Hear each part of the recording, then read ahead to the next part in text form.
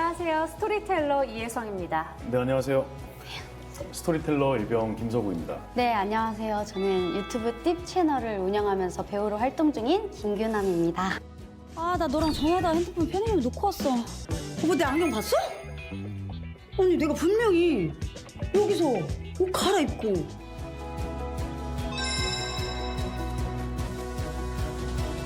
안녕하세요. 온앤오프의 오프팀 리더 승준입니다.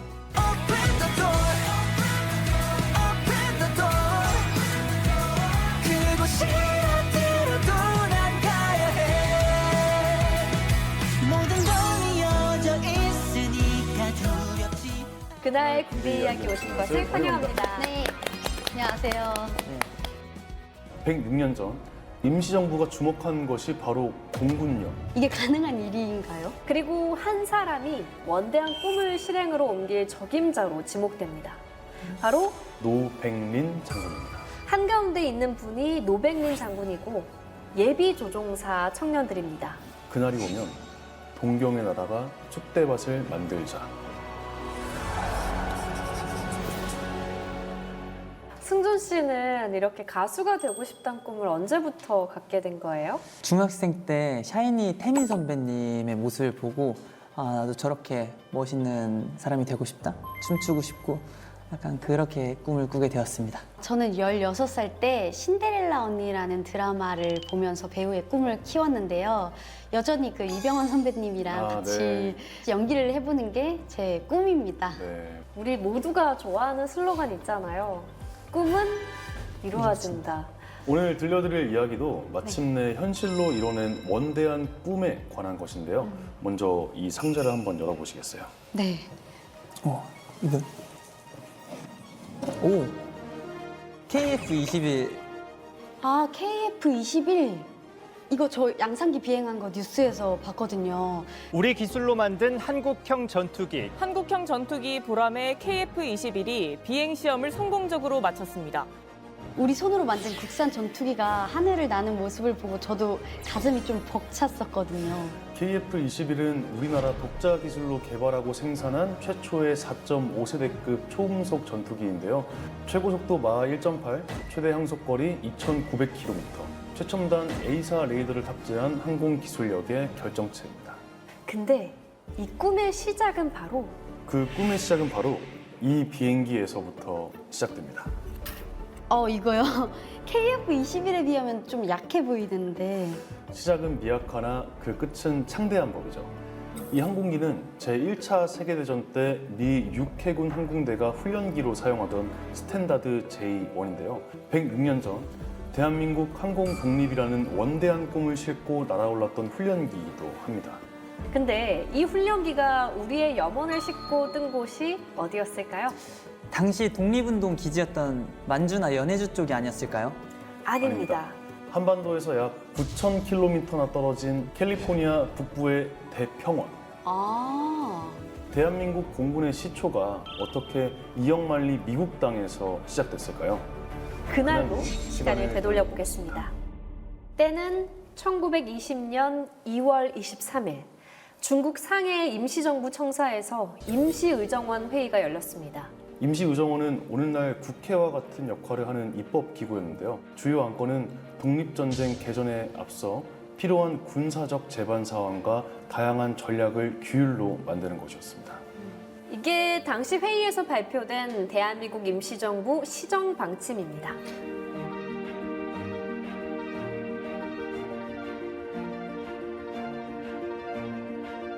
국외 의용병 모집, 사관학교 설립, 군물 수입 교섭. 그거 말고 또 혹시 눈에 띄는 게 있을까요? 비행기 대 편성이요. 그러니까 지금으로 치면 공군을 만들자고 한 것 같은데 사실 1920년이면 그 자동차도 귀한 시절이잖아요. 근데 비행기 대 편성이 이게 가능한 일인가요? 일제 치하에 있던 당시의 현실만 보자면 사실 꿈조차 꾸기 힘든 일이죠. 하지만 임시정부가 이런 결정을 하게 된 데는 이유가 있습니다. 혹시 파리 강화 회의라고 들어보셨나요?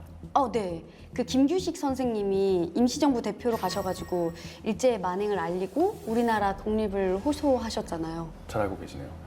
민족의 문제는 그 민족 스스로 결정해야 한다는 민족 자결주의를 근거로 들어 대표단은 대한민국의 독립을 청원했는데요.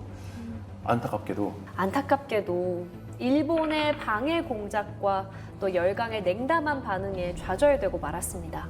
하지만 이를 계기로 독립운동가들은 한 가지를 뼈저리게 깨닫습니다. 바로 국방력. 힘이 있어야 나라를 되찾을 수 있다는 사실입니다. 맞아요. 그러니까 힘이 없는 외교는 결국 구걸에 불과하잖아요. 우리 스스로 독립을 쟁취해야 된다고 느끼셨던 거네요. 맞습니다.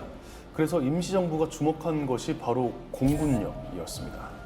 근데 당시 그 독립군들은 총 같은 기본적인 무장도 좀 많이 부족했을 건데 비행기 한 대 살 돈으로 좀 총 몇천 자루를 사는 게 더 현실적이지 않나요? 맞아요. 항공 전력을 키운다는 건 당시로선 굉장히 생소하고 실현 가능성도 희박한 전략일 수 있는데요. 하지만 임시정부의 생각은 달랐습니다. 제1차 세계대전에서 전투기와 폭격기가 등장하고 전쟁 양상이 항공 전력을 활용한 폭격과 공중전으로 바뀌는 것을 보면서 군사적으로 턱없이 열세인 우리가 독립전쟁에서 승리하려면 항공 전력밖에 없다고 판단한 거죠. 그리고 한 사람이 원대한 꿈을 실행으로 옮길 적임자로 지목됩니다. 바로 당시 임시정부의 국무총장 노백린 장군입니다. 국무총장이면 지금의 그 국방부 장관 같은 거예요? 네, 맞습니다. 노백린 장군은 일본 육군사관학교 출신의 엘리트 군인이었는데요. 잠깐만요. 그 일본 육사 출신이라고요? 근데 그 일본 육사 출신이면 대한제국 군인이 혹시 친일을 하신 거는 아니죠? 아닙니다. 노백린 장군이 일본 육군사관학교를 나온 건 당시 시대 상황 때문이었어요. 그게 무슨 말이죠? 장군이 일본 육사에 들어갈 무렵은 고종 황제가 군사력을 키우기 위해 광무 개혁을 단행했을 때인데요. 이때 가장 시급했던 것이 군사력의 근대화, 즉 신식 군대를 만드는 일이었습니다. 근데 당시 서구식 군사기술을 가장 빨리 받아들인 나라가 다름 아닌 일본이었던 거죠. 그래서 대한제국 정부는 국비 유학생을 일본 육군사관학교로 보내서 선진 군사기술과 지식을 습득해 합니다. 아, 그런 사정이 있었구나. 근데 이렇게 일본에서 배운 선진 군사 기술로 다시 일본을 겨누는 게 좀 역사의 아이러니네요. 네, 맞습니다. 노백린 장군은 일본 육군사관학교에서 배운 군사기술과 지식을 고스란히 독립전쟁에 쏟아부었습니다. 1907년 대한제국 군대가 강제로 해산되면서 본격적으로 독립운동에 뛰어듭니다. 그리고 1916년부터는 하와이로 망명해 독립군 양성에 힘을 쏟다가 1919년 임시정부의 국무총장에 자신이 임명됐다는 소식을 듣습니다. 아, 근데 저 궁금한 게 가까이 있는 분도 아니고 저기 멀리 하와이에 있는 노장군을 왜 국무총장으로 뽑은 거예요? 첫째는 각지에 흩어져 있는 독립군을 하나로 묶고 독립전쟁을 위한 체계적인 전략을 짤 제대로 교육받은 군인이 필요했기 때문입니다. 두 번째는 독립전쟁을 하려면 막대한 돈이 필요하잖아요. 근데 당시 가장 안정적인 독립자금 공급원이 바로 미주 한인들이었습니다. 때문에 이미 하와이에서 군사훈련을 지도하며 미주 한인 사회에 두터운 신망을 얻은 장군을 발탁하면 그곳 한인들의 전폭적인 지원을 끌어낼 수 있기 때문이었습니다. 그럼 노백린 장군도 임시정부의 항공 독립운동 계획에 찬성을 하셨어요? 그게 바로 세 번째 발탁의 이유예요. 노백린 장군은 독립전쟁의 승리는 하늘을 지배하는 자에게 있다며 미래를 내다보는 해안으로 앞장서서 비행대 창설을 주장했고 임시정부는 그런 그의 안목을 높이 평가했던 거예요. 근데 비행대 만드는 일이 뚝딱 되는 게 아니잖아요. 뭐 비행 인력을 양성하고 비행기도 구해야 되고 해야 할 일이 한두 개가 아닐 것 같은데. 그렇죠.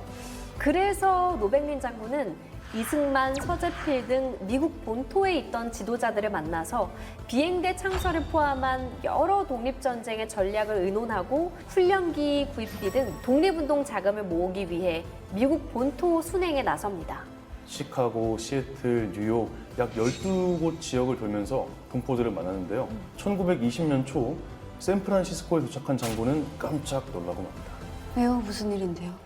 이미 비행수를 배우고 있던 한국 청년들이 있었던 것입니다.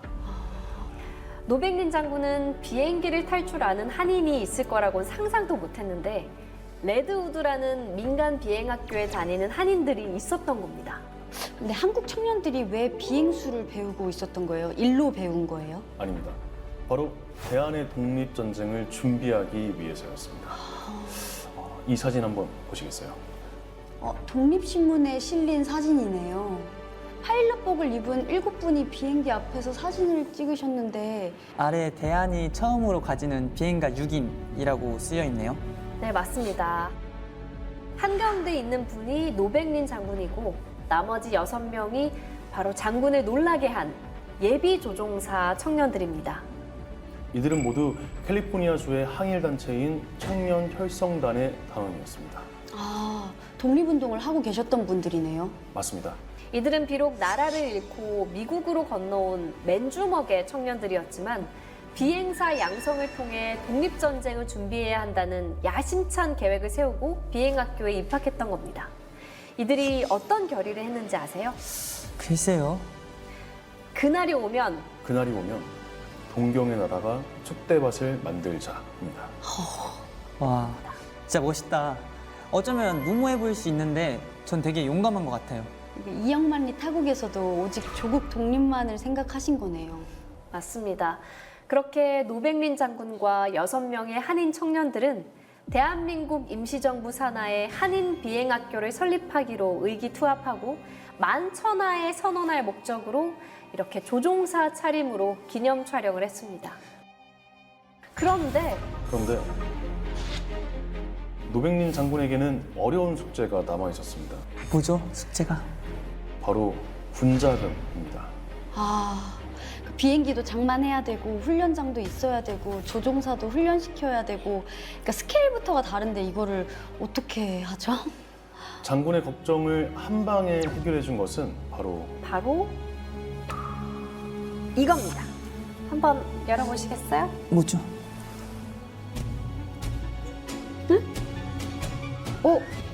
쌀이네요. 동포들이 십시일반 쌀을 모아서 파는 거예요? 아닙니다. 쌀의 대왕이라고 불리던 거부 김종림 선생을 만난 것입니다. 김종림 선생은 빈손으로 미국 땅에 정착한 한인 이민 1세대였는데요. 여느 이민자처럼 사탕수수밭과 철도 건설 현장에서 힘들게 일하다 쌀농사로 전업하면서 인생 역전한 인물입니다. 인생 역전이요? 쌀로 뭘 어쩌신 거죠? 워낙 쌀 농사를 잘 지어 연이어 풍작을 한 데다 제1차 세계대전으로 쌀값이 기하급수적으로 치솟으며 미주 한인 최초의 백만장자가 됐기 때문입니다. 당시 선생이 경작했던 논이 약 400만 평으로 여의도 면적의 4.5배가 넘었다고 추정한답니다. 와, 진짜 대단하시다. 그런데 김종림 선생은 돈을 벌 줄만 안 게 아니라 잘 쓸 줄도 아는 거부였습니다. 조국 독립을 위해서 쓰셨구나. 맞습니다. 김종림 선생은 도산 안창호 선생이 조직한 흥사단의 8도 대표 중 한 명으로 활동할 만큼 애국심이 깊었는데요. 임시정부가 미국에서 한 해 동안 거둔 독립운동 자금 약 10%를 선생 혼자 감당할 정도로 독립운동 지원에 앞장섰습니다. 노백린 장군이 제대로 귀인을 만나신 거네요. 그렇습니다. 김종림 선생은 한인 비행학교를 만들자는 노백린 장군의 제안에 흔쾌히 동의했는데요. 설립 자금으로 먼저 2만 달러를 지원하고 그 뒤로는 매달 3,000달러씩 운영비를 댔다고 합니다. 그렇게는 총 후원금이 5만 달러. 현재 화폐 가치로 110억 원. 와, 진짜 통 크게 시원하게 쓰셨네요. 그럼 이제 비행기도 사고 훈련장도 사고 제가 다 신나는데요? 네, 김종림 선생에게 든든하게 지원을 받은 노백린 장군은 캘리포니아의 윌로우스라는 작은 시골 마을에 비행장과 경납고 등을 세울 부지와 학교 건물을 마련합니다. 그리고 훈련기도 세대 사들입니다. 처음에 봤던 이 스탠다드 J1이 그때 썼던 훈련기인데요. 제1차 세계대전 당시 미 육군 항공대와 해군 항공대에서도 훈련에 사용했을 정도로 나름 최첨단 훈련기였습니다. 드디어 1920년 2월 대한민국 최초의 한인 비행학교가 20여 명의 학생들을 대상으로 본격적인 수업을 시작하는데요. 윌로우스에 세워졌다 해서 윌로우스 비행학교라고도 불린 한인 비행학교가 문을 열자 현지 지역신문에 대서특필됩니다. 이 사진 한번 보시겠어요? 한국인들이 비행장을 갖는다. 근데 우리가 비행학교를 만드는 일이 미국 신문 일면에 이렇게 실릴 정도인가요? 그럼요. 당시 항공기는 미국인들에게도 신기한 첨단 문물이었는데요. 이름도 생소한 코리안들이 나라도 없으면서 비행학교를 만든다고 하니까 놀랄 수밖에 없었던 거죠. 1920년 7월 5일 한국 최초의 비행학교는 대한인 비행가 양성소라는 명칭으로 정식 개교를 합니다. 수업은 2월부터 했다고 하지 않았어요? 네, 맞습니다. 2월부터 비행을 하기 전 이루어져야 할 지상교육을 먼저 시작했고 6월에 훈련기가 들어오면서 학교 운영을 위한 모든 준비가 끝나 7월에 정식 개교를 한 건데요. 개교식은 200여 명의 한인 동포들이 자리한 가운데 축하 비행까지 하며 성대하게 치러졌다고 합니다. 우리 동포들이 좀 많이 뿌듯했을 것 같아요. 한인 비행학교에 우리 동포들의 간절한 염원이 담긴 만큼 학생들도 열심히 공부했는데요. 태극 문양이 새겨진 훈련기로 비행수를 익히는 동시에 무선 통신과 비행기 정비의 영어와 군사학까지 장교 양성 교육에 필요한 모든 교육 과정을 이수받았습니다. 이름은 학교였는데 사실 군대나 다름없었겠네요. 당연합니다. 한인 비행학교는 임시정부가 인정한 사관학교에 더 가까웠습니다. 그런데 1920년 11월 믿을 수 없는 불운이 찾아옵니다. 개교식을 한 지 불과 4개월밖에 안 됐는데 대체 무슨 일이...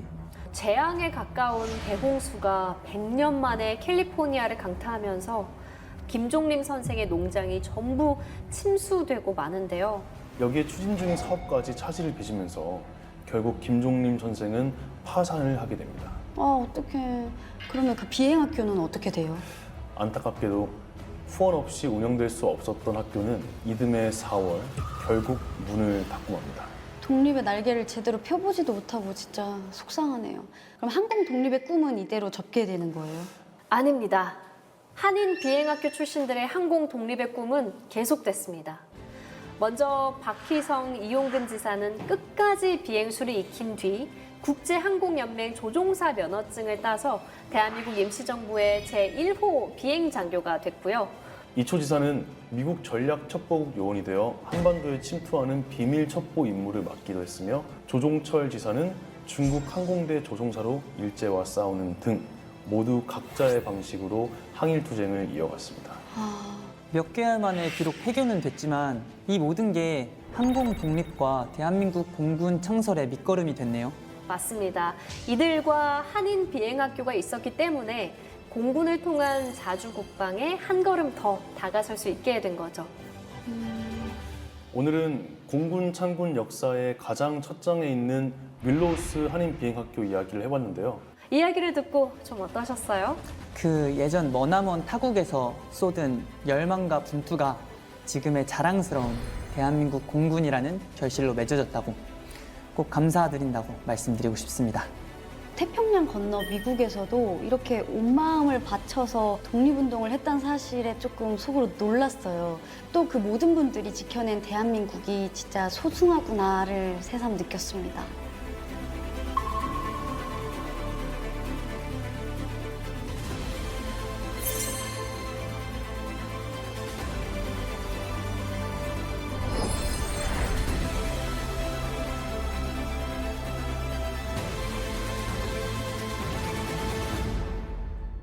6.25 전쟁이 발발한 지 약 일주일이 지난 7월 1일과 2일 540명의 이방인이 부산에 도착합니다. 그러다 7시경 온가가 다가오는 걸 발견합니다. 이들이 할 수 있는 유일한 선택은 어떻게든 버텨서 북한군의 남하를 단 1분이라도 더 지연시키는 거였어요. 이거 어떡합니까?